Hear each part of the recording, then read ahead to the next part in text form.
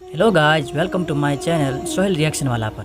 मैं हूं आपका होस्ट एंड दोस्त सोहेल सिलावट। दोस्तों, आज हम देखेंगे दाऊद अलैहिस्सलाम की कौम का वाक़या और देखेंगे कि अल्लाह ने दाऊद अलैहिस्सलाम की कौम को बंदर क्यों बना दिया।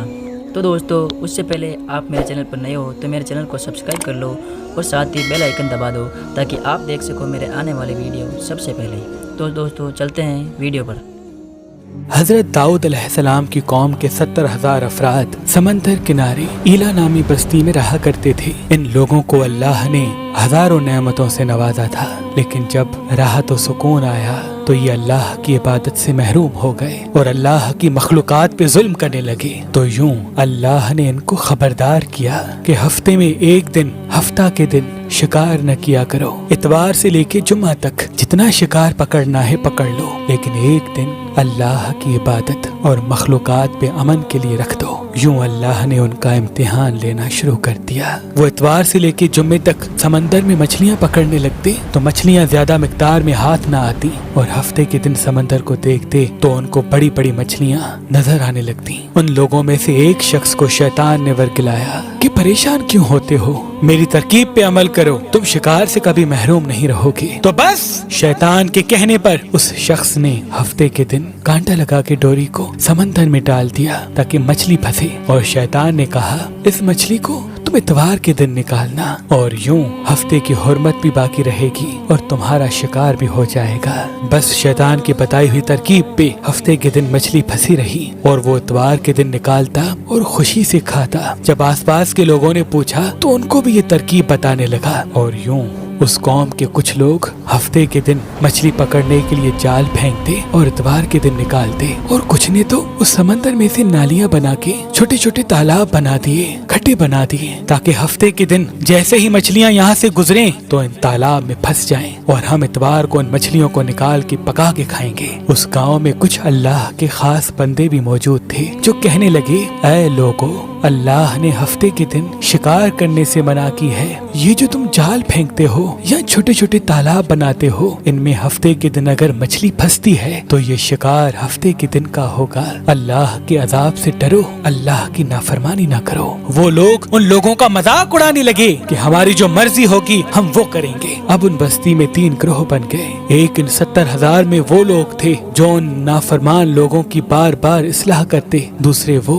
जो उन लोगों से नफरत करते और खामोशी इख्तियार किए हुए थे, और तीसरे वो जो गुमराह होकर अल्लाह की नाफरमानी कर रहे थे। तो यूं नेक बंदों ने उस बस्ती के बीच में से दीवार को खड़ा कर दिया और ये हुक्म नाफिज किया कि अल्लाह की नाफरमानी करने वाले उस तरफ हो जाएं और हम जो अल्लाह के फरमाबरदार हैं वो इस तरफ रहेंगे। वो सालेह लोग बार बार उनसे कहते रहे, ऐ लोगो, अल्लाह से डरो, कौम समूद, कौम लूत का जो हश्र हुआ उसको याद करो, अल्लाह की नाफरमानी ना करो वरना तुम पे भी कोई अजाब आएगा। वो सारे नाफरमान जिनकी तादाद तकरीबन 12,000 थी, सब हंसते रहे कि ये तो सब किताबी बातें हैं, हम पे कोई अजाब नहीं आएगा। बस जैसे ही वो गिरोह 2 हिस्सों में तकसीम हो गया, एक वो जो अल्लाह के फरमा बरदार बंदे दीवार के उस तरफ थे और दूसरे वो जो नाफरमान बंदे जो दीवार के इस तरफ थे। वो नाफरमान पूरी रात हंसते रहे, मजाक उड़ाते रहे, और वो अल्लाह के खास बंदे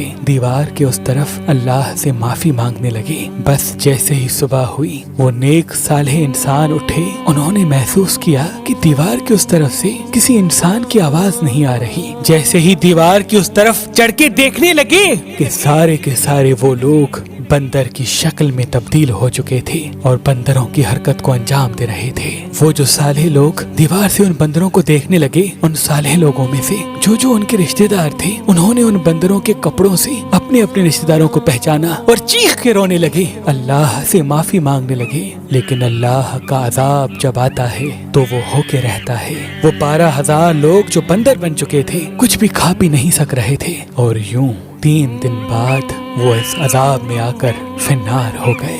बेशक अल्लाह उन बंदों को पसंद नहीं करता जो अल्लाह की नाफरमानी करते हैं। ऐ अल्लाह, हम सबको अपना फरमा बरदार बंदा बना, हमको वैसा बना जैसा तू हमें देखना चाहता है। आमीन सुम आमीन। तू हमें देखना चाहता है। आमीन सुम आमीन।